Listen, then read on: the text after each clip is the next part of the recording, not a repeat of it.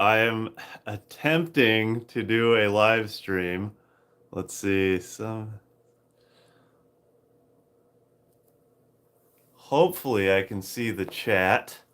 I tried to get on a minute ago, so you guys might have seen a live stream pop up and then disappear real fast. That's because yeah, I don't know if I could see any chat. Let's see. I'm trying to figure out via both my phone and computer and stuff to see if I can figure out how to see chat going on. So don't mind me if I just look around for a second. Da, da, da, da.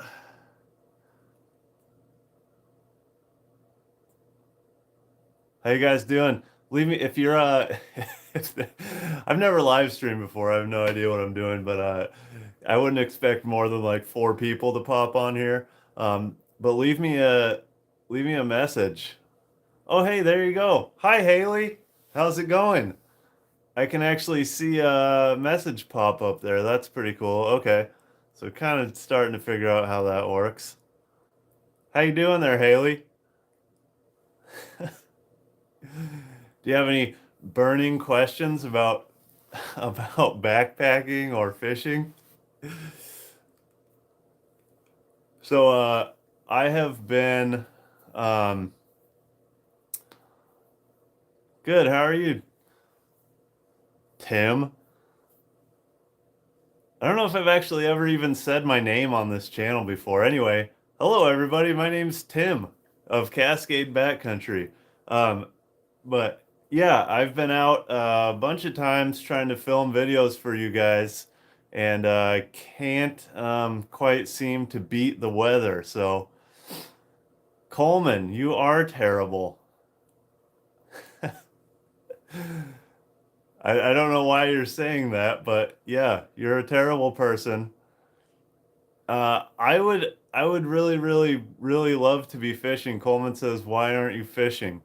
Um, Probably because it's pouring rain outside and somebody has to work tomorrow. So no going fishing for me today.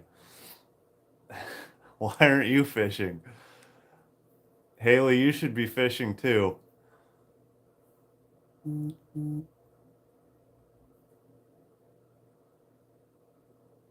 Yes, you just put me. I don't know what that means.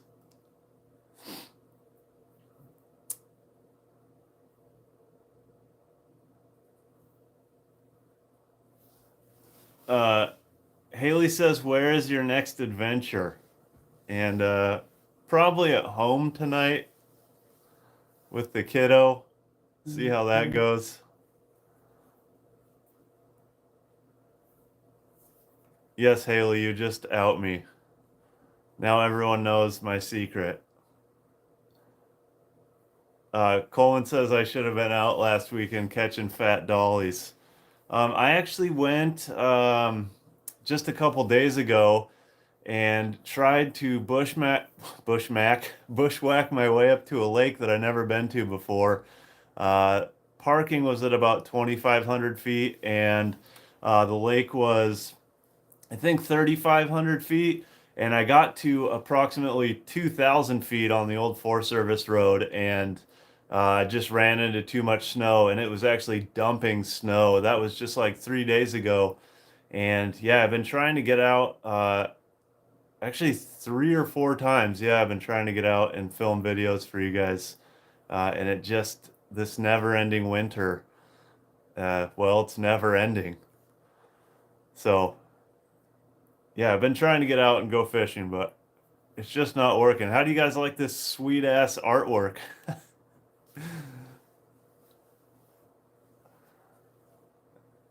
Bill Lowe, enjoy the vids, bud. Thanks a lot, man. I really, really appreciate it. This is my first live stream attempt. Apparently, it's working, I guess. I don't know. I'm not the best with technology. Um, Coleman, you just got out of the woods. Where'd you go? Probably like the swamp behind your house or something. Yeah, it's this this never-ending winter. Well, yeah, it just won't end. Um, It's just like 2 weeks away from June, and it is now like 50 degrees outside. If you live in any other part of the world besides the United States, that's like, I think, 9 degrees Celsius, 10 degrees Celsius. And yeah, we're only 5 weeks from the actual start of summer, like literal summer, and it's still, 50 to 40 degrees outside. And if you're from anywhere else in the world, it's like 7 to 10 degrees Celsius. So it's still really, really cold. But there's still a bunch of snow out in the mountains that just will not go away. And yeah, I just haven't been able to get out at all.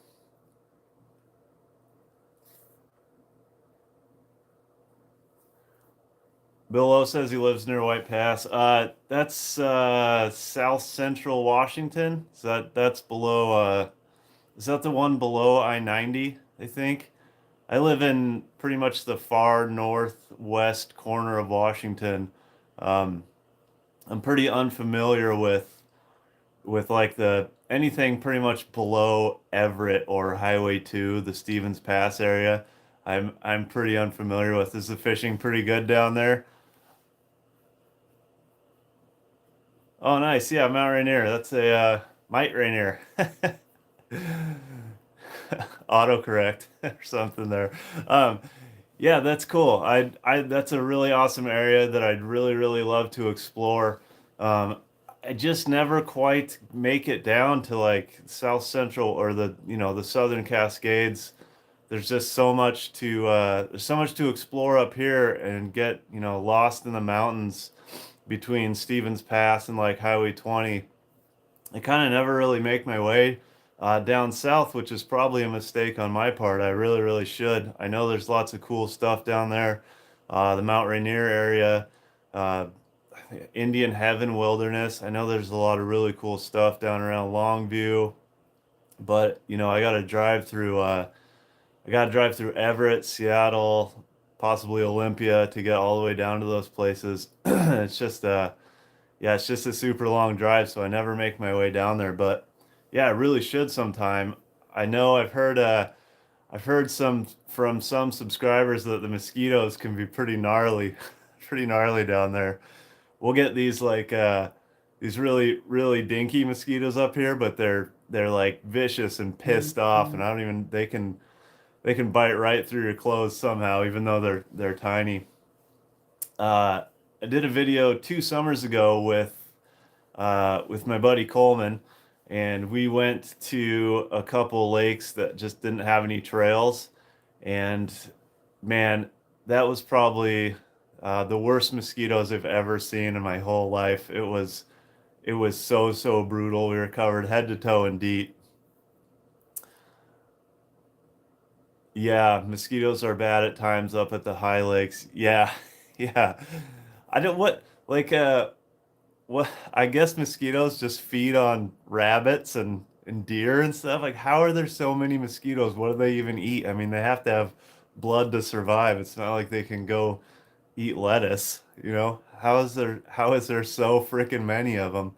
Um, I've contemplated this year getting one of those bug net things, but I like hate stuff on my face, and I don't think I could do it. I don't think I could have the bug net all around my head and not be able to see. Uh, I've actually gotten away from using DEET so much. What is it? Picaridin, I think is what it's called. That's what I've been using the last couple years. It's a lot mellower on your gear.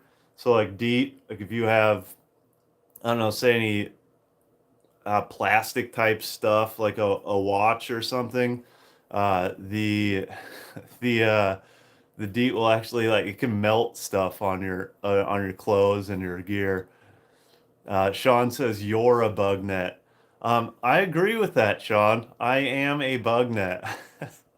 Except I don't keep bugs away. I think I actually attract them. They come to me.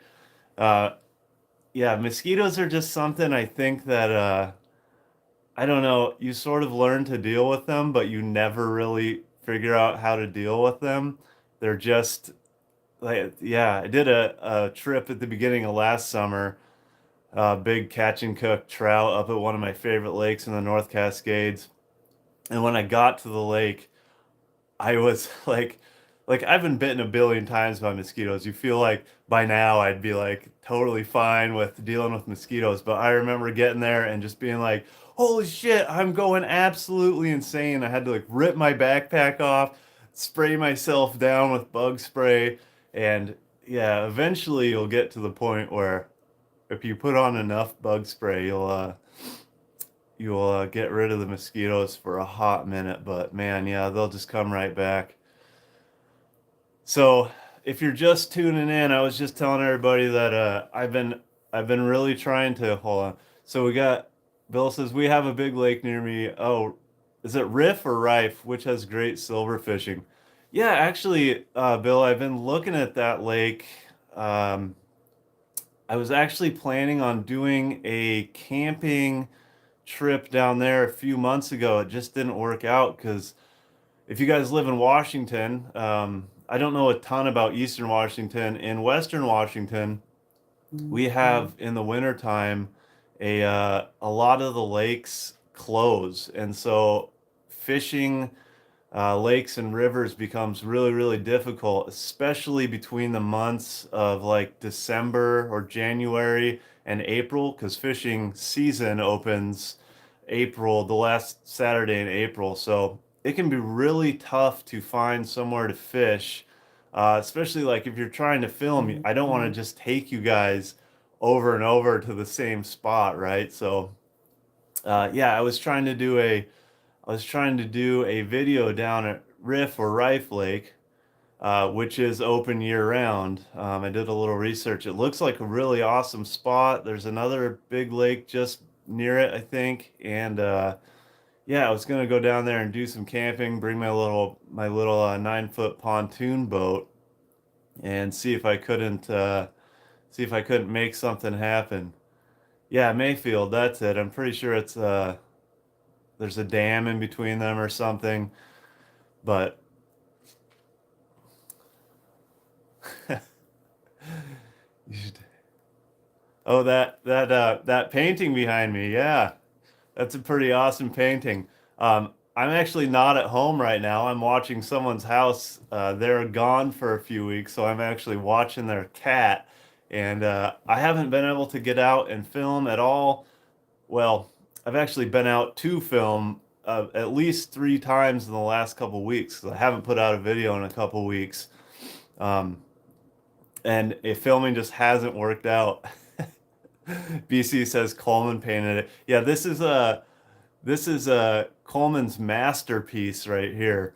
This took him 17 years to paint, from the time he was 1 until the time he was 18. He did this painting, and it's just a lot of this type of stuff. But yeah, I think he really nailed it there. I think he might have done this one here too, which is I don't know, what do you call that? Sticks on a beach. But yeah, Coleman Coleman, in case you guys don't know, is one of my buddies. Uh, Occasionally will come be in a film with me. He's been in a couple of our fishing, camping, outdoor adventures. I actually went out last weekend with Coleman, and we backpacked into a lake and did a little fishing and camping. And yeah, I had beach sticks. Um, yeah, we did a little camping, fishing. Coleman actually stayed another night than I did because I think I mentioned it on the channel a couple weeks ago, but I started working nights recently, so 7 p.m. till 7:30 a.m. So I pretty much am sleeping all day these days. So I got home at about 8 a.m., slept until about noon, and then met up with Coleman, and we backpacked in and went camping and fishing. And I was just so freaking tired. I couldn't film or anything. But Coleman stayed an extra day and ended up catching quite a few big old Dolly Vardens. Sent me some pictures. Looked pretty awesome. Um, let's see if I can Can't go back to that. Bill says Mayfield and trout and tiger muskie. Huh. I never caught a tiger muskie. Tons and tons of trout, obviously, but yeah, man. Sounds like maybe I should do a trip down there. Is that a good lake to troll or like fish from shore? What do you use down there? I don't want you to give away all your secrets, of course. There is six people watching, so don't give away all your fishing secrets there. But yeah, someday I'm gonna make my way down to the central part of Washington State and fish some of those lakes. I was saying just a little bit ago, it's really difficult to find lakes to fish here when it's not officially fishing season. There's only, I mean, where I live, there's like two lakes within a half hour of my house that are open year round, and they're just terrible fisheries. They're both stocked, and you know, the name of the channel is Cascade Backcountry. Both of these lakes are lined with houses, and it's just not really my thing. And to get to like any kind of year-round lakes that have trout that I like to fish, mostly I have to drive like several hours. So yeah, it's tough fishing around here when it is not officially fishing season. However, it is like a week and a half or 2 weeks from June right now, just under 2 weeks from June. And yeah, fishing season is on. I am stoked to get out in the mountains and try and catch some of those high mountain trout. I've been trying really, really hard, but it's never-ending winter and the snow levels are just really hindering backpacking and fishing this year. Uh, let's see. I don't know if I can go back to that. Whoops. Sorry, shaking the camera around a bit. What do you do with graveyard hours? Uh, Mostly not sleep. It's what I do with graveyard hours. Uh, I try and I try and sleep during the day. I got to switch back and forth, so I work 7 p.m. to basically 7 a.m. and and so I do a lot of switching back and forth. My I got like in the last few weeks, I gained like 10 years with some bags under my eyes because I'm constantly just switching all over the place, trying to switch from a normal daytime sort of schedule to a night schedule. Yeah, BC says the graveyard shift is rough. Yeah, one of the roughest parts about it is that, I like to get up really early. I mean, like sometimes 4 a.m., 3 a.m., and hike somewhere or drive far away to go fishing. And uh, if I get off at 7:30 in the morning, I can't.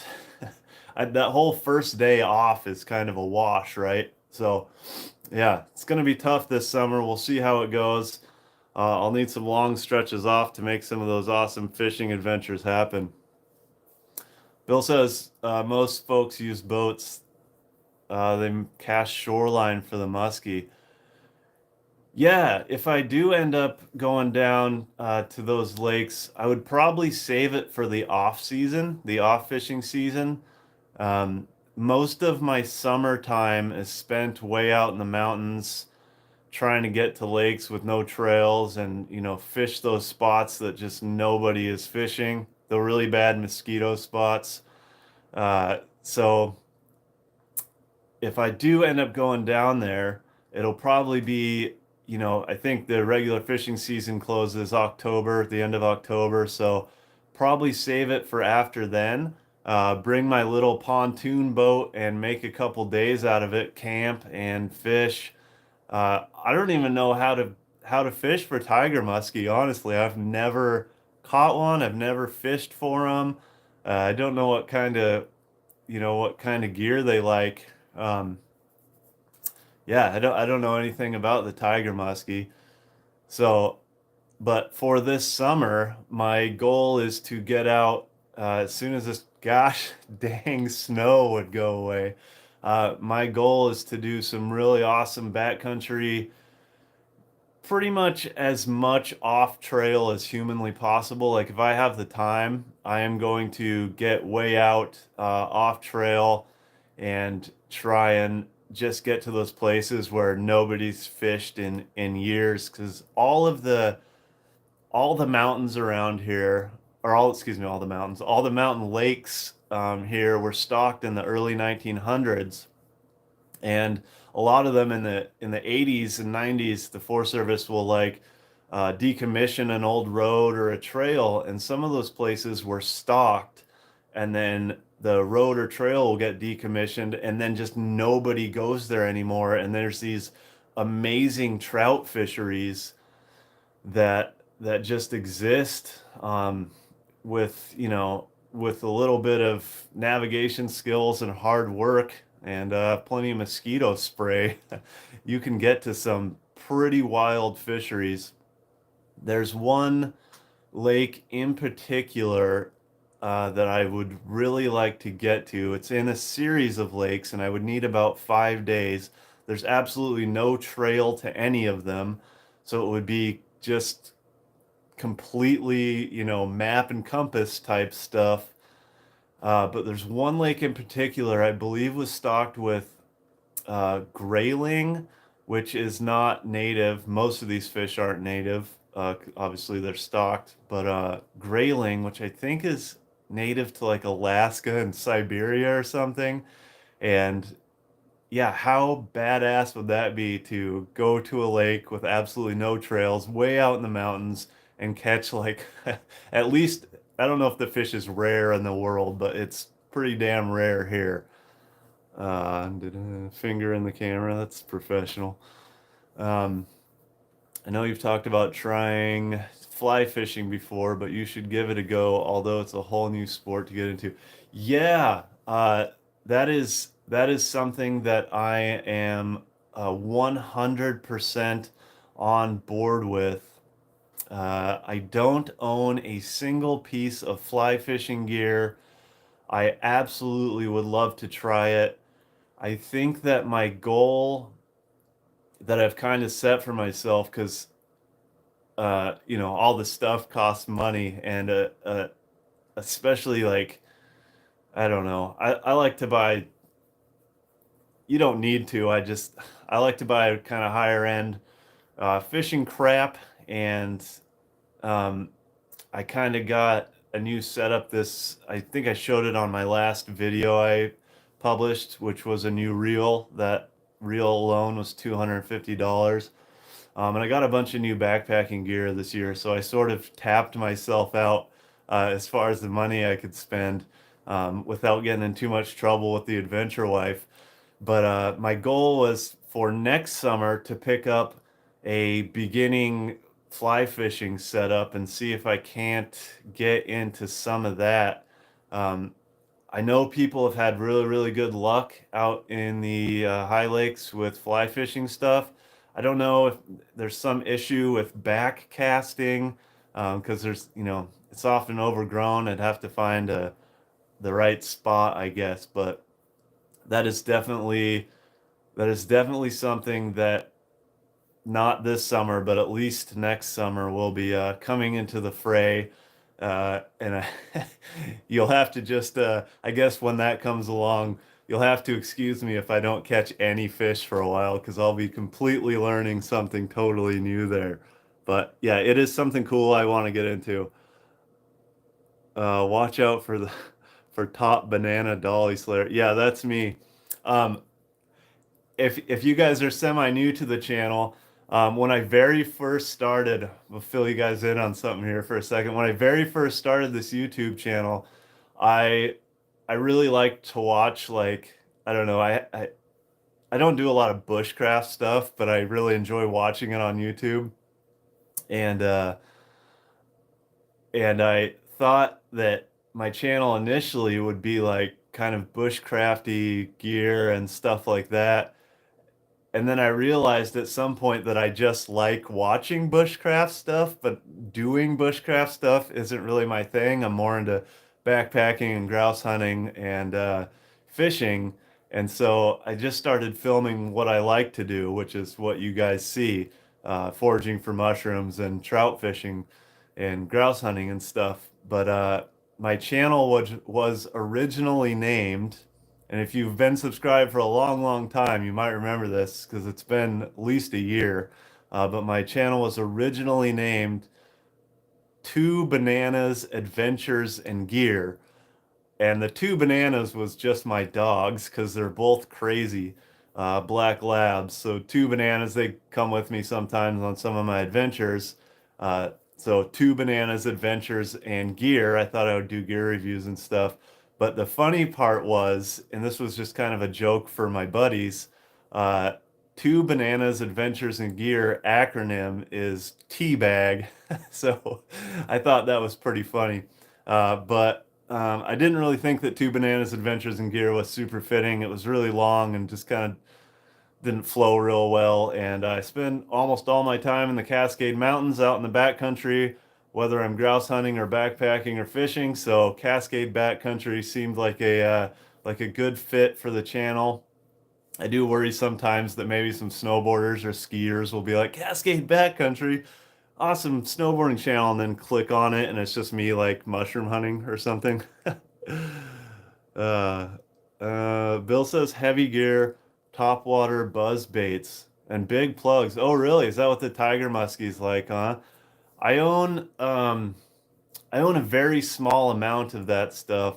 There was a minute in my life when I thought I might get into bass fishing, or at least try it out. And I bought a few bass fishing items and then literally, I literally have never went. I never went bass fishing. It's just not really my thing. I'm 98% into trout fishing and I like to do some salmon fishing as well and a little bit of steelhead fishing. The river was so blown out last year, just major flooding, that I didn't really get to do any salmon fishing. I did catch one coho, which was awesome. So yeah, I own a little bit of that stuff. Let's see. If there are multiple lakes, increase the BC says that's good. If there are multiple lakes, increase the odds of one of them will have a good fishery. Yeah, I think you're talking about the one the series of lakes I was talking about with the grayling. Yeah, this is a series of about I think 4 or 5 lakes, and you have to like hop a ridge each lake to get to the next one. And they've all been stocked with trout and there some of them never had a trail, but some of them did have a trail. So it'd basically be like a trail into the first lake, and then the next 4 lakes would be just me navigating my way through the Cascade Mountains. Um, but yeah, uh, definitely gonna try and do that this summer at least. Yeah, I really, really want to get out to mostly lakes with no trail. But yeah, it can be a little bit nuts, and you need, if it's a really, really tough hike, just going for one night, in at least in my mind, just isn't worth it. So I need at least 2 nights, and then factor in the fact that I'm working nights, so I need like a 3 to 4 day off stretch, kinda to make that happen. But yeah, definitely with those multiple lakes in a row like that, at least a couple of them are going to be great fisheries. Uh, and I'm pretty sure that all of those lakes are going to be badass. A lot of the issue with trying to find these lakes, because I will spend hours like perusing maps online or old paper maps to find these lakes, and I got tons of them in my head, that I'm like, I want to go here and here and here, and you can't find anything about them online, like nothing. So occasionally I will find an old blog post. I don't know.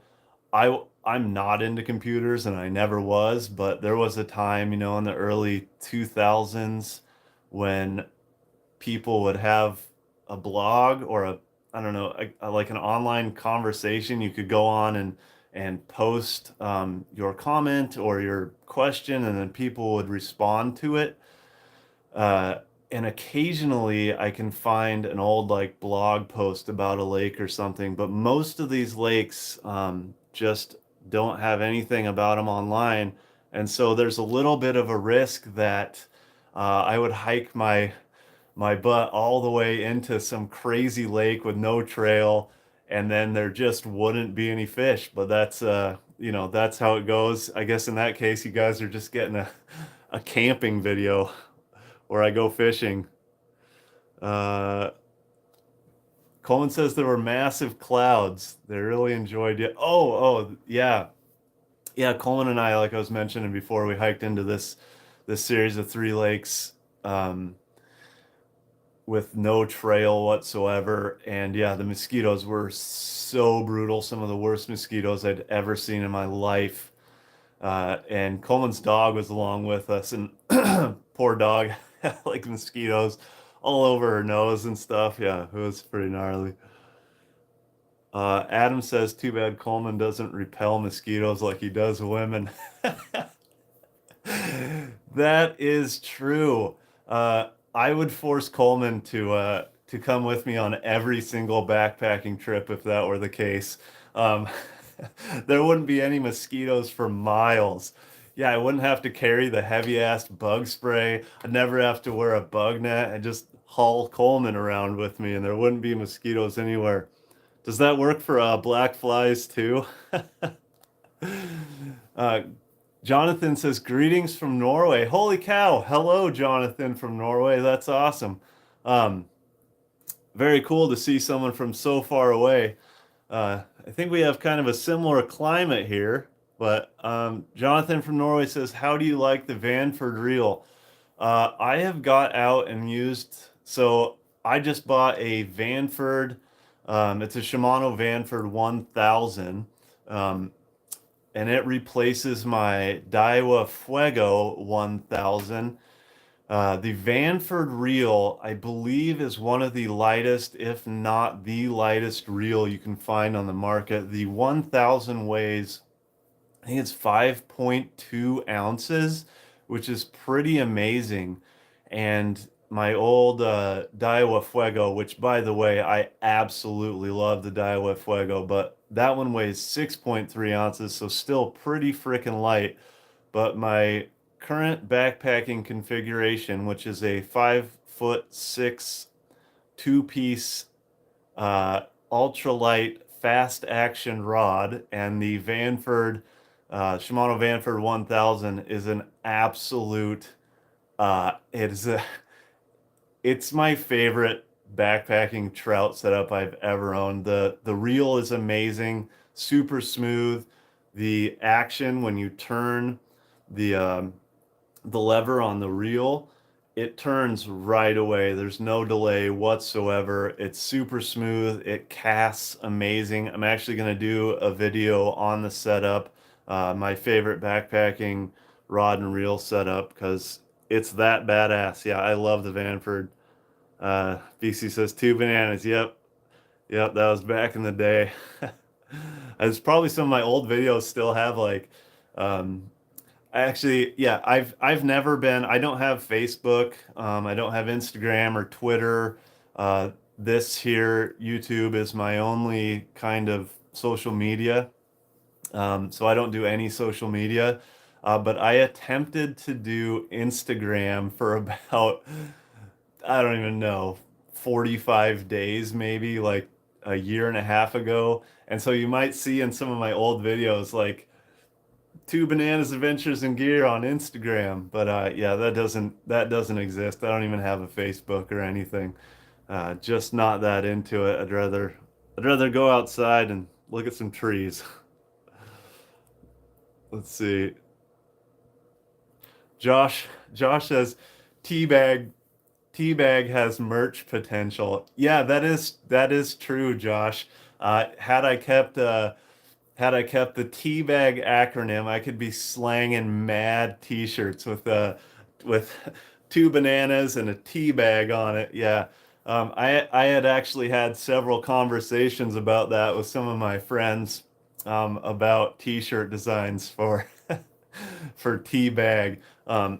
One of my very best friends actually makes his own clothing, and you guys have probably seen. See if I can show you guys this. If I fall down, one of my buddies makes his own clothing, and so he has like an online clothing store, and he designs stuff for his t-shirts and hats and hoodies and stuff. And so I had had a long conversation with him about all the interesting stuff you could do with tea bag on a shirt or something. Um, Justin says, I watched your favorite lures video a while back and purchased some of the ones you mentioned. Would you say that your favorites are still the same, or are you using any new ones? P.S. Hello from Vancouver, BC. Well, hello, Justin, from Vancouver, BC. You live like an hour north of me, so even though there's an invisible border there between us, we fish some really similar waters. Um, let's see, that was my top five favorite spoons video, I think is what you're referencing.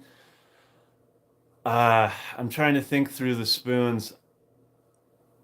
There was one on there called the Swedish Pimple, which I can't remember was on the list if it got like number five or if it was just referent like a top mention or something. But um, that one I haven't used very often, but I can tell you that almost any little Clio spoon, specifically my favorite one from that video, uh, there's no better spoon in my personal opinion than the gold and red little Clio. That spoon comes in multiple sizes. I will generally use the 1/3 or 1/4 ounce, or if I'm at a high lake, like fishing some smaller fish, I will often use the 1/5 ounce. But the little Clio 1/3 ounce, I have caught steelhead, uh, coho salmon, Dolly Varden trout, rainbow trout, brook trout, uh, every kind of trout.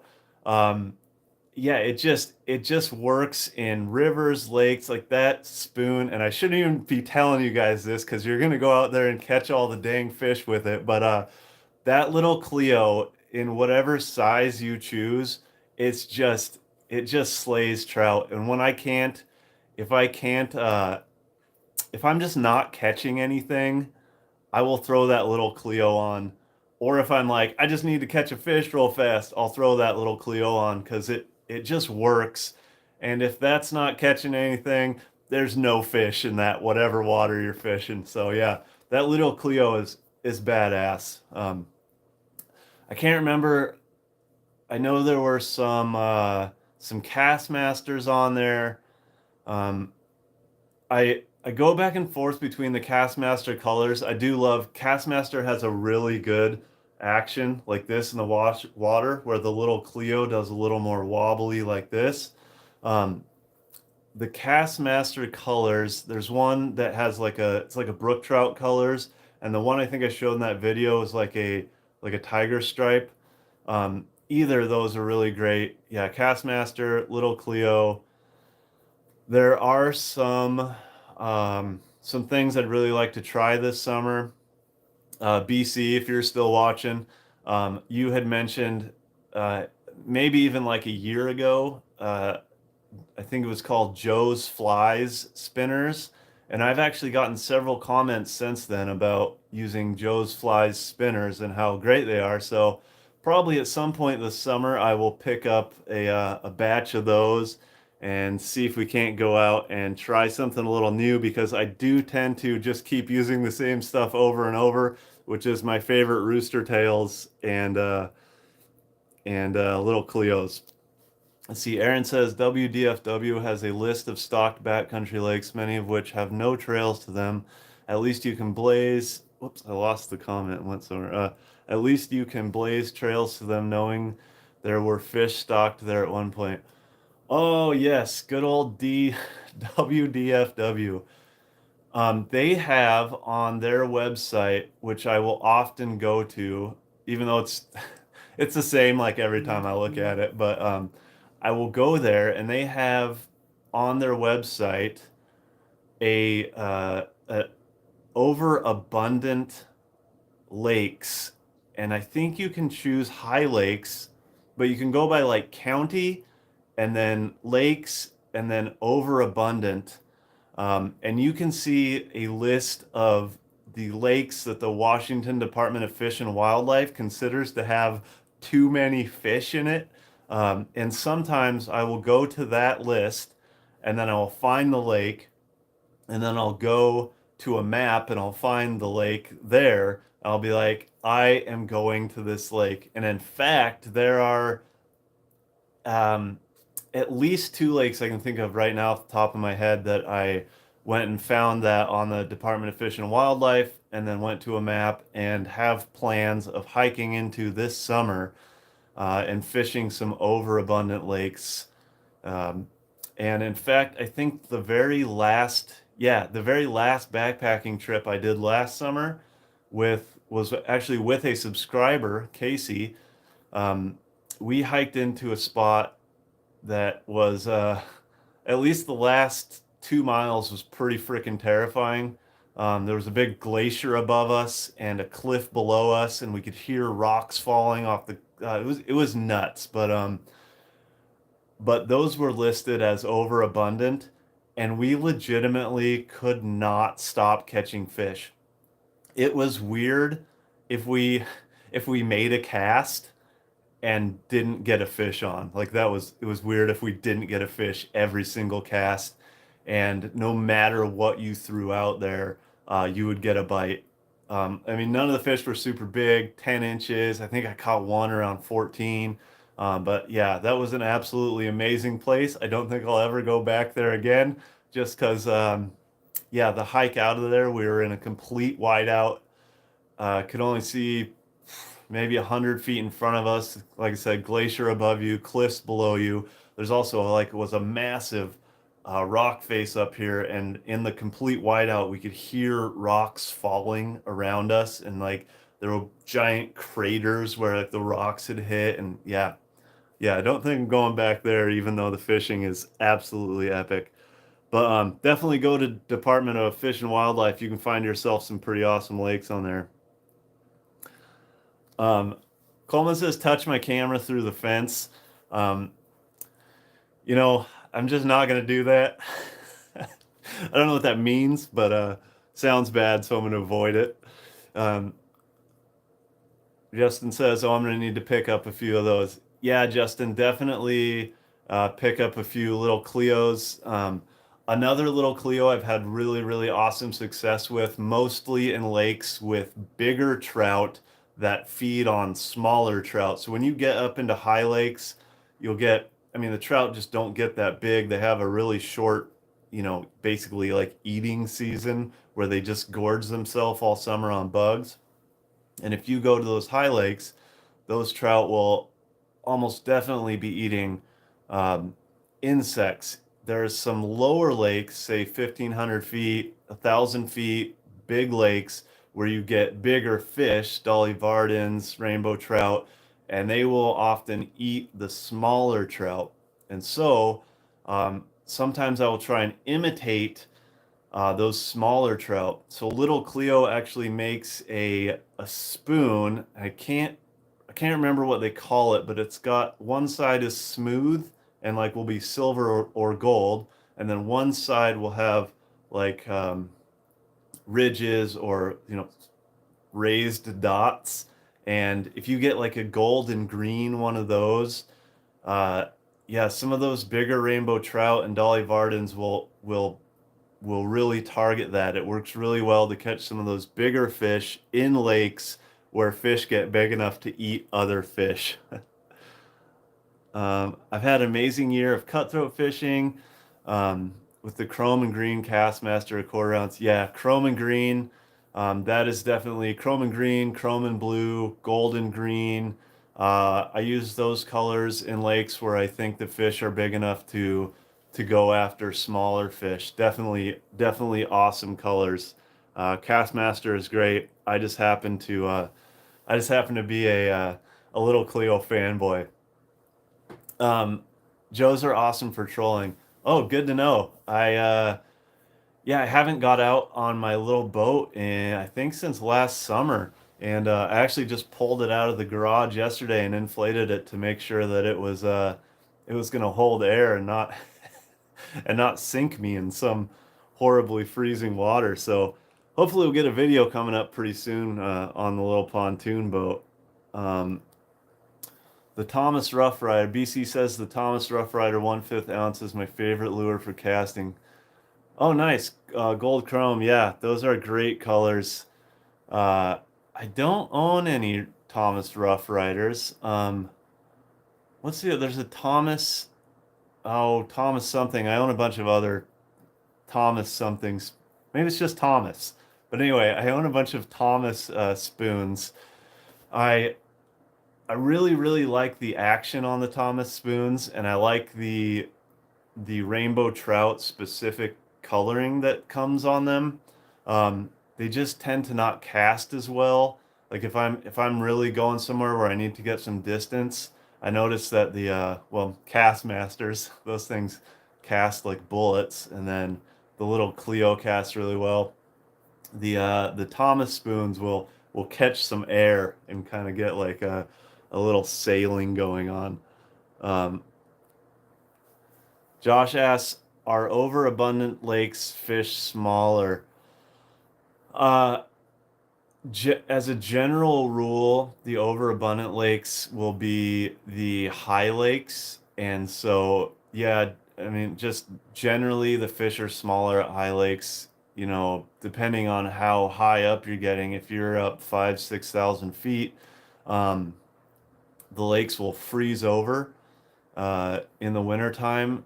And yeah, obviously the fish can't get to the surface and there's no bugs flying around. I'm not really sure what they eat for 6 months, but yeah, the fish will generally be smaller in those high lakes where the overabundant lakes are. But I mean, you're not going to be catching any 5 pound trout out of a mountain high lake, but you can occasionally catch a nice, 14 incher, definitely big enough to put in the frying pan. The brookies tend to get stunted in the overabundant lakes. Absolutely. Yeah, that lake I was just talking about, the one with the scary hike, um, there were so many fish in there that I think they were over competing and and pretty much none of them were able to get all that big because the lake itself was at 7,000 feet and it was pretty big ass lake and pretty deep. So there was room for the fish to grow, but I think there's just so many fish that they literally couldn't grow that big. There was just too much competition. Let's see. Richard T says, really enjoy your mushroom hunts. I know nothing about mushrooms in the PNW. Really interesting. Yeah, I no matter what I'm doing, literally driving down the road, grouse hunting, fishing, backpacking, I am constantly distracted by mushrooms. I absolutely love mushroom hunting. There is a ton of really awesome edible mushrooms here in the Pacific Northwest, and yeah, I was actually just out trying to film the other day and just wasn't able to film a video because of the snow levels, but I ended up I ended up doing a bunch of morel hunting and found some old dead morels, but nothing awesome. The oyster mushrooms, mushrooms just haven't really been popping out too much because of this never-ending winter we're having here. It's still, you know, uh, 50 degrees outside, and we're just a couple weeks away from actual summertime. But I have seen some oyster mushrooms starting to pop out, but the majority of the mushrooms that I'm usually after are in September, October, November, December. And so, yeah, I tend to incorporate a lot of mushroom hunting just because I love it so much. And, I'm out there already. Might as well find some free food laying around on the forest floor. But yeah, there should be plenty of mushroom hunting coming up this year. Fishing Not Catching says, do you do any surf fishing? Um, I don't do any surf fishing. No, in fact, I do a small amount of crabbing um, here near the San Juan Islands, but almost can't really say I do any saltwater fishing whatsoever. Uh, to the right of me is the ocean or the Puget Sound, and to the left of me is the Cascade Mountains, and the mountains are calling, man. Yeah, I don't know. I'm just always drawn to the mountains, those trout and the high lakes. I'm certainly not opposed to going and doing any saltwater fishing. I just, with whatever limited free time I have, I just, it's always the mountains that call me to do stuff, especially in the summertime, because you only have maybe a 10-week window to get out into those high leaks, into those high lakes. There's really just a short summer, so uh, I try and hit that as hard as I can in the summertime. But yeah, I have failed 3 times in the last couple weeks to go make a video, so I'm setting down the fishing pole for a minute. I'm gonna try something a little bit different coming up next week. So in the next couple weeks, that video will be coming out, so look for that. But yeah, we're hitting almost an hour now on this live stream, my very first live stream. It was super fun. I really appreciate all you guys tuning in and asking questions. Maybe we'll try this again sometime. I just wanted to touch base and, I haven't put out a video in a couple weeks just because the never-ending winter. So, yeah, I just wanted to, you know, you guys know I didn't die in a creek somewhere, and I am still putting out videos. It's just been really tough with the weather lately. So, yeah, coming up on an hour here in this live stream. I think we're going to call it there. Thanks for watching, you guys. Keep an eye out for some upcoming fishing and some other water related kind of videos that will be coming out here soon. So, with that being said, this was a super fun adventure, and I'll catch you guys on the next one.